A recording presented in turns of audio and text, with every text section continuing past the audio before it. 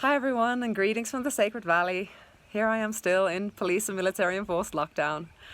So I wanted to make this little video just to share some of my ponderings and some of my realizations from the past few weeks. I am going to be talking about the nature of our reality from a spiritual perspective, because I feel that it offers profound solutions to how we can get out of this situation, how we can envision and eventually create a world where things like these won't be happening anymore.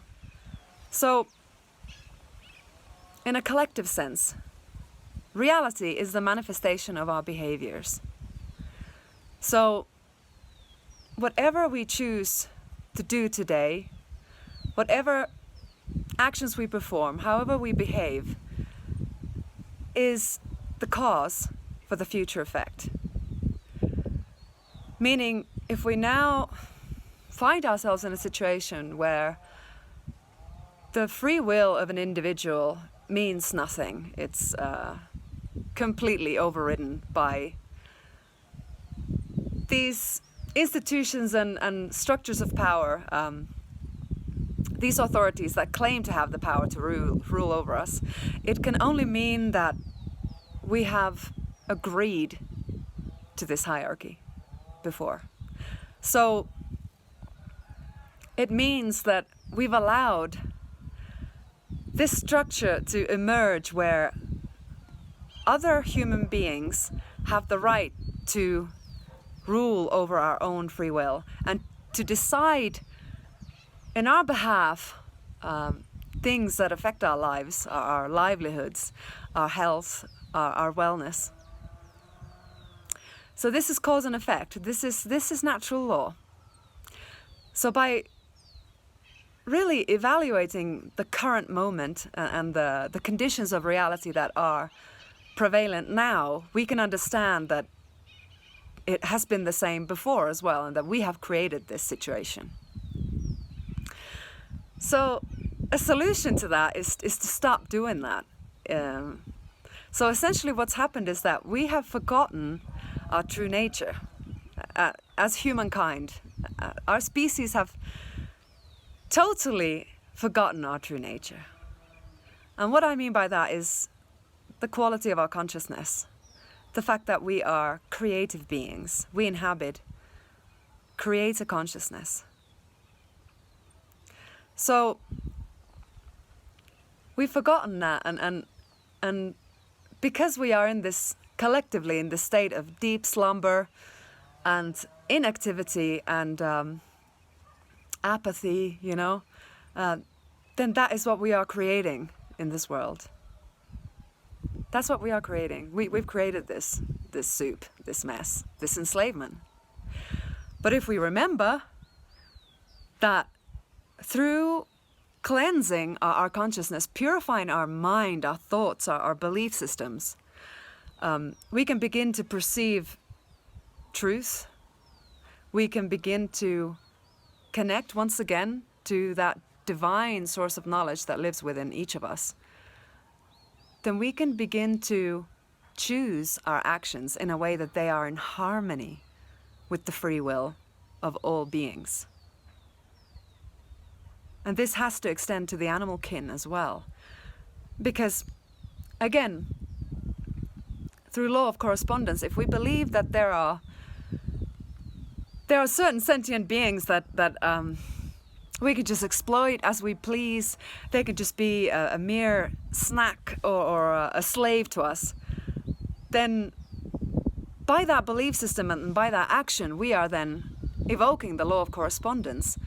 And we are attracting that same consequence back to ourselves, where then we're in a situation where we've agreed that beings who perceive that they are higher than us, or who have more rights than us, or are of higher intelligence, then have the right to enslave us and abuse us and oppress us and use us however they please, and decide matters regarding our health and our families and our livelihoods and so on. And of course, this is exactly what's happening right now.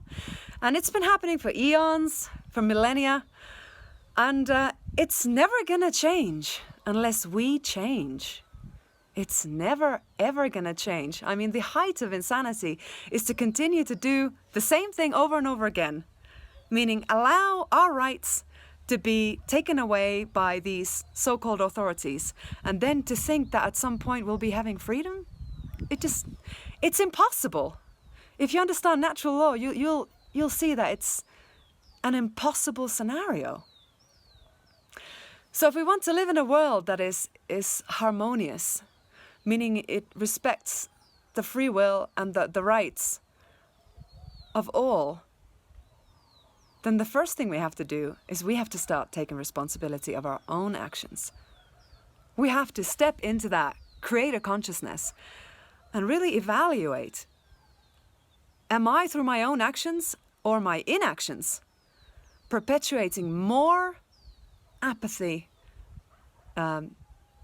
inaction and enslavement in this world? Or am I, through my actions, actually perpetuating faith, courage, strength? You know? What am I doing? And there's many people who unfortunately are just blind followers of these people who give these orders, and this is a major problem that we have. The fact that so many of us actually believe that they can't decide for themselves, and that they're not fit to make decisions regarding their own life and their wellness, that they somehow need somebody else to govern those things for them. And this is not true. This is not true at all. This is a result of thousands of years of conditioning and indoctrination. And no, every single one of us is capable to decide for ourselves what is good for us. And one other issue that is there massively blocking the evolution of our kind is moral relativism. And this is a false belief system, very toxic one if you really get into it and you understand the implications of it. And moral relativism is something that really prevails in the mind of the modern man. And it is the very foundation of all these illegitimate power structures, all these authorities and institutions. So according to moral relativism, there is no inherent difference between right and wrong. Which means that then anybody can just do anything, and with the belief of there is no consequence anyway, so I can just rule however I see fit, and that's all of the law. And this is what the law of man is doing. I mean, it's easy to see if you just look at legislations of different nations, what they consider a criminal offense, what they consider illegal. And just an example, Peru, for example, here, many medicinal plants that are incredibly curative, amazing medicines, are totally legal. You can work with them. You can heal yourself with them. But hop from here to Europe, for example, UK or France, you can go to prison for that. Just from ingesting a plant that grows from the bosom of Mother Earth, that is part of creation. You can be jailed for that. For something that has the potential to cure you. That's moral relativism right there. And it gets worse. I mean, and this same principle is being used as a justification for killing other species, killing other ethnicities, other nations, other cultures. So we must 100% rid ourselves of that toxic belief system. Seriously. Otherwise, guess what? We'll keep perpetuating that nonsense and that lie in the future as well. If we ourselves don't learn what is really right and what is really wrong, we are perpetuating utter chaos. So what is right and wrong? It can be known. All you need to do is tune into the natural world, into the harmony. What is right is that which is based in truth.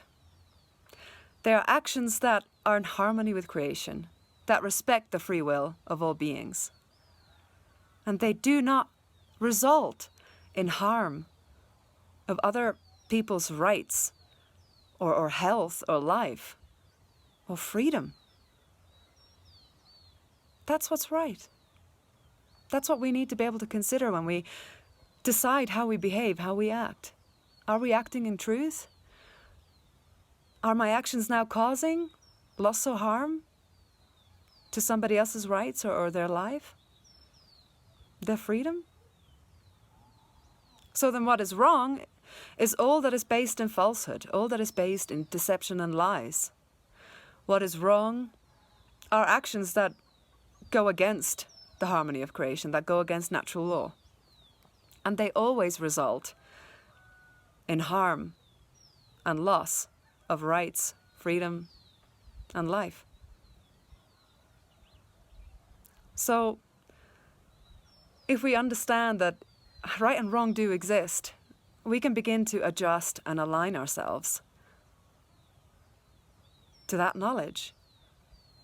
And collectively, when we begin to live in truly a moral way, it is logical, and according to natural law, this is the way reality manifests, that we will see a real shift in this world. So we have to just take responsibility, that's all. We have to really discern, okay, so if I'm funding this industry, what am I being a part of? What am I perpetuating for the future? We can vote with our money. We can use our inherent rights, which do not come from man. They come from the creator of this universe.